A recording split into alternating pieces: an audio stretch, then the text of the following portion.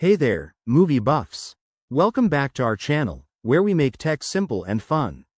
Today, we're tackling a super handy tutorial: how to add your Regal card to Apple Wallet in 2025. If you're a fan of Regal cinemas, this will let you access your rewards, tickets, and perks right from your iPhone. No more fumbling through your wallet in the dark theater. Let's dive in. First things first, make sure your iPhone is updated to the latest iOS version for 2025. This ensures everything runs smoothly.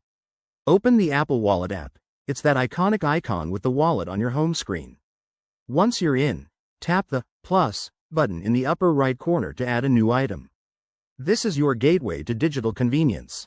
Next, select Add Card or Add Pass, depending on how Apple has it labeled in the 2025 update. Now, you'll need your Regal card details ready. If you have the physical card, look for an option to scan the barcode or QR code using your camera.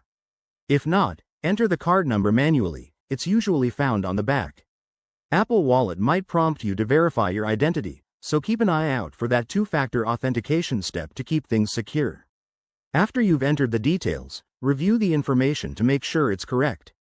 Hit Add or Next, and voila, your Regal card should now appear in your wallet.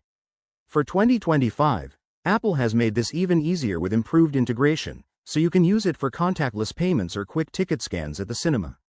If you run into any hiccups, like an error message, double-check your card details or restart the app. And remember, once it's added, you can customize it with a photo or notes for easier access. There you have it, folks. Adding your Regal card to Apple Wallet is a game changer for your movie nights. It saves time and keeps everything organized.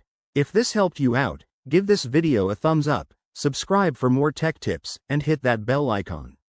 What's your favorite movie to watch at Regal? Drop it in the comments below. Thanks for watching, and see you in the next one.